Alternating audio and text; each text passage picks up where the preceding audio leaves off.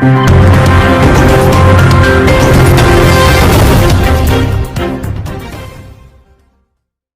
में लाखों व्यक्तियों की मौत खून न मिलने के कारण हो जाती है। भारत में प्रतिवर्ष 20 लाख से ज़्यादा यूनिट खून की आवश्यकता है, लेकिन हम सभी संसाधनों से मात्र 90-95% यूनिट ब्लड ही खून जुटा पाते हैं। 148 बार खून दान करने वाले महामंडलेश्वर संत कमल किशोर जी को राज्य स्तरीय सम्मान भी मिला है। उनका कहना है कि खून दान करने से शरीर में नया खून बनता है और शरीर निरोगी रहता है, इसलिए हम सबको बढ़ चढ़कर खून दान करना चाहिए। आइए जानते हैं संत कमल किशोर जी से। जी, आपका परिचय? सिद्ध योग मठ अखाड़ा के महामंडलेश्वर परम तत्वेता संत कमल किशोर जी, सहारनपुर से। संत जी, आप संत भी हैं और महामंडलेश्वर भी हैं, उसके बावजूद आपने 148 बार रक्तदान किया है और आपको राज्य सम्मान पत्र मिला है, तो इसके बारे में आप कुछ जानकारी दीजिए। देखिए, हम संत हैं, हमें महामंडलेश्वर की उपाधि मिली है सिद्ध योग मठ अखाड़े से, लेकिन उससे पहले हम एक इंसान भी हैं, मानव भी हैं, और मानव को मानव का रक्त चढ़ाया जाता है, किसी जानवर का नहीं चढ़ाया जा सकता। और वैज्ञानिक लोग आज तक कभी नकली रक्त बना ही नहीं सके। और अगर हम लोगों के मार्गदर्शक हैं, उनका मार्गदर्शन करते हैं, उनको शिक्षाएं देते हैं, तो सबसे पहले वो शिक्षाएं हमारे ऊपर लागू होती हैं। अगर हम ही लोग एक आदर्श स्थापित नहीं करेंगे तो बाकी लोग रक्तदान कैसे करेंगे? सबसे पहले हमें आदर्श स्थापित करने होंगे, हमें अपना चरित्र का निर्माण करना होगा, तभी तो दूसरे को चरित्र के बारे में कुछ कह सकते हैं। कितने लोग प्रभावित हुए जिन्होंने आपको देख कर रक्तदान किया? देखिए, जिस दिन से हम महामंडलेश्वर बने हैं या संत बने हैं, मुझे जहाँ तक याद पड़ता है कि कम से कम 5000 लोग जो है वो प्रेरणा पाकर रक्तदान कर चुके हैं। नए रक्तदाता 5000 के करीब हमारे साथ जुड़ चुके हैं। क्या आपने कोई ब्लड यूनिट ग्रुप इस तरह का कोई संस्था NGO वगैरह बना रखी है जिसके माध्यम से आप रक्तदान करते हैं? और दूसरी बात इसमें यही है कि रक्तदान देने की बात आपकी जो समझ में आई या कब से आपने शुरुआत की रक्तदान करने की? 18 वर्ष की आयु से हमने रक्तदान शुरू किया था। जहाँ तक सवाल संस्थाओं से जुड़ने का है, तो बहुत सारी संस्थाओं के साथ हम जुड़े हुए हैं, किसी एक संस्था के नहीं। यहाँ पर हैंड्स टू केयर सोसाइटी है, उनके हम संरक्षक हैं। यहाँ पर फैमिली ऑफ ब्लड डोनर्स है, FPD।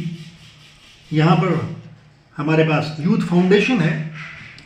हम सभी के साथ जुड़े हुए हैं, क्योंकि हमारा ये मानना है कि रक्त का कोई धर्म, रक्त का कोई जाति, रक्त की कोई संस्था, रक्त की कोई सीमा रेखा, ऊंच नीच कुछ नहीं। रक्तदान के फायदे क्या हैं और भारतवर्ष में जो लाखों की तादाद में लोग रक्त की कमी की वजह से मर जाते हैं, उसे कैसे पूरा किया जा सकता है, क्या तरीका है? बहुत अच्छा प्रश्न है आपका। मांग और आपूर्ति, रक्त की मांग ज्यादा है, आपूर्ति बहुत कम है। मांग इसलिए ज्यादा है कि जैसे औरतों में खून की कमी आ जाना, जिसे बोलते हैं अनीमिया, हीमोग्लोबिन कम हो जाना। टीबी का मरीज है, वो रक्तदान नहीं दे सकता।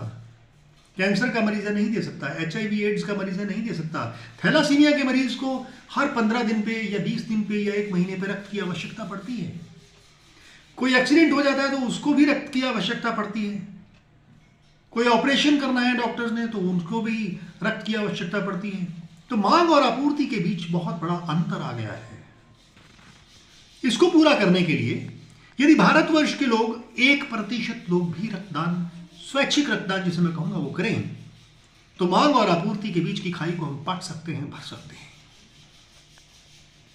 आपके सामने प्रत्यक्ष के लिए प्रमाण की क्या आवश्यकता है? प्रत्यक्षम किम प्रमाणम अस्ति। मैं आपके सामने बैठा हूं, 63.5 वर्ष मेरी उम्र हो गई है।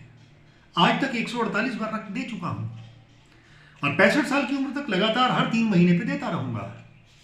लेकिन क्या आपको लगता है कि मेरे शरीर के अंदर कोई कमी है?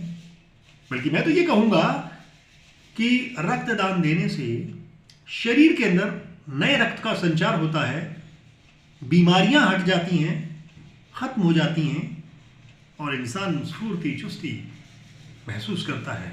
आज भी मैं 20 किलोमीटर बड़े आराम से जा सकता हूँ, ना सांस फूलता है ना कुछ होता है, मुझे कोई बीमारी ही नहीं है। और वैसे भी एक रक्तदाता से रक्त लिया कितना जाता है? 300 से 350 मिलीलीटर, और शरीर में होता है 5 से 7 लीटर। अगर थोड़ा सा रक्त दे भी दिया और किसी की जान बच गई, क्या फर्क पड़ता है?